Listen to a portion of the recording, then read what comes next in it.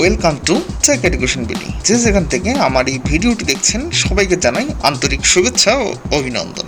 Data এন্ট্রির আজকের পার্টে থাকছে আপনারা কিভাবে বিজনেস কার্ডের ডিটেইলস আপনারা এক্সেল শিট অথবা গুগল স্প্রেডশিটে আপনারা লিখে বায়ারকে দিবেন।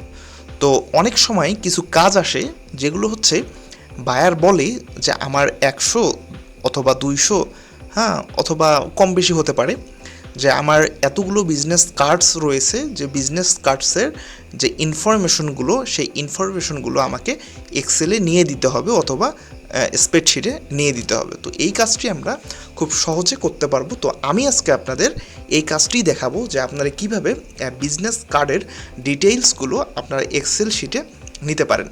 তো বায়ার অনেক সময় আপনাকে বলে দিতে পারে যে এই ইনফরমেশনগুলো নিয়ে দিতে হবে, মানে আপনার বিজনেস কার্ড থেকে এই ইনফরমেশনগুলো আমাকে নিয়ে দিতে হবে। তো আবার অনেক সময় আপনাকে বায়ার জাস্ট বিজনেস কার্ড দিয়ে বলবে যে তুমি এই ডিটেলসগুলো দিয়ে দাও। তো এই ক্ষেত্রে আপনি জাস্ট প্রথমে একটি ফরম্যাট করে তাকে শো করবেন যে আমি এই কাজটি করেছি, দেখো যে আমি এভাবে তোমাকে করে দিব কিনা। ঠিক আছে, তো যাই হোক, আজকে আমি আপনাদের শেখাবো যে বিজনেস কার্ড ডিটেইলস আপনারা কিভাবে এক্সেল শিটে বা গুগল স্প্রেডশিটে লিখবেন। তো এর জন্য সর্বপ্রথম আমাদের মাইক্রোসফট এক্সেলে যেতে হবে।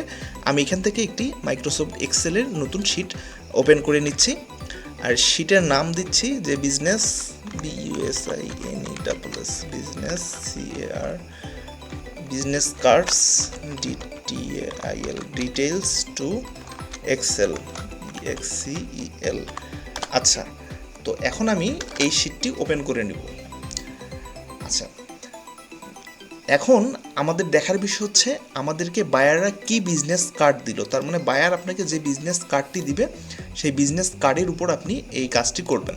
ঠিক আছে, তাহলে এই ধরুন একটি বিজনেস কার্ড, এই যে এটি ধরুন বায়ার আপনাকে দিয়ে দিয়েছে যে এই বিজনেস কার্ডের ডিটেইলস আপনাকে লিখতে হবে।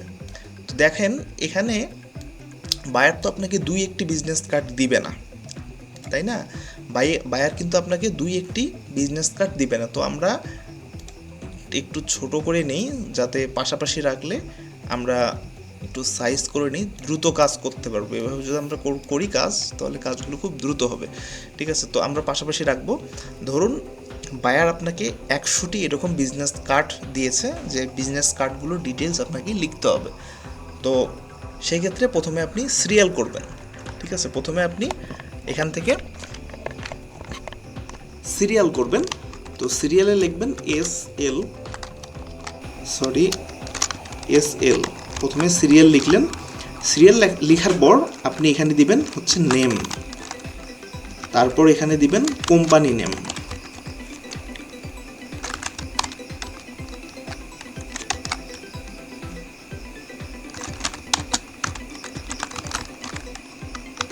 এরপর আপনি দিবেন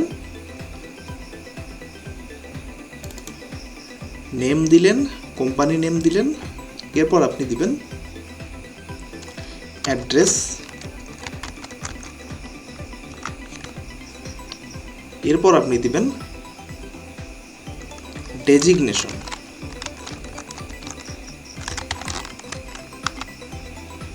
এরপর দিবেন হচ্ছে ইমেইল, এরপর দিবেন ওয়েবসাইট। তো সাধারণত এই সিরিয়াল নাম্বার,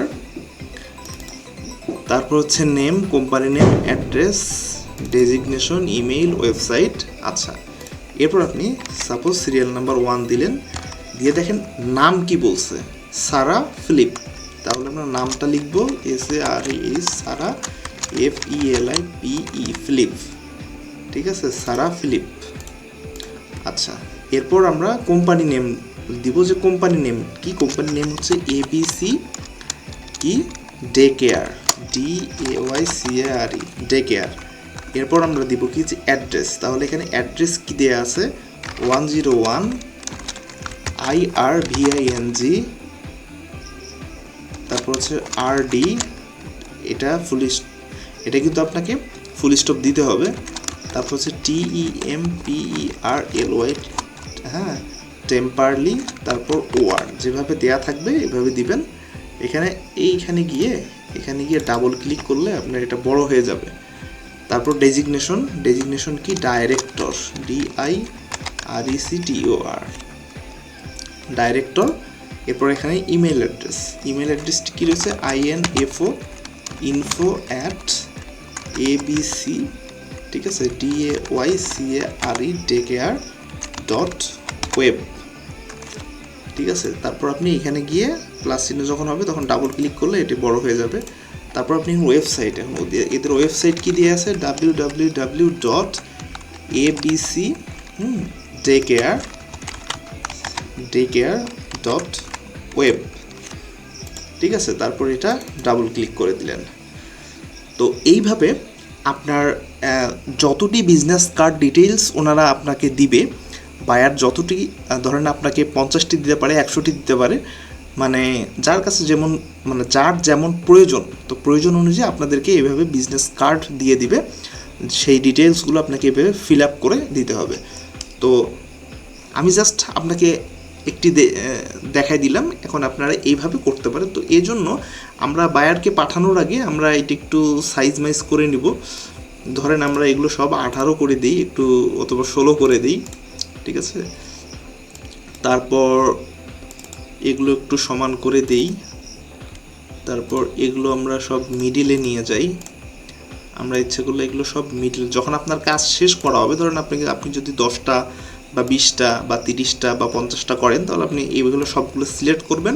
সিলেক্ট করে আপনি এখান থেকে এই যে মিডিলে নিয়ে আসবেন, সেন্ট্রাল করে দিবেন, তখন সেন্ট্রাল দেখতে সুন্দর লাগবে, ঠিক আছে। তো আপনি ইচ্ছা করলে বর্ডার দিয়ে দিতে পারেন। আপনি এগুলো হচ্ছে উপরে আপনি এগুলো কালার করে দিবেন, কালার করে দিতে পারেন, ঠিক আছে। তো এখান থেকে আপনি বর্ডার দিয়ে দিতে পারেন, ঠিক আছে।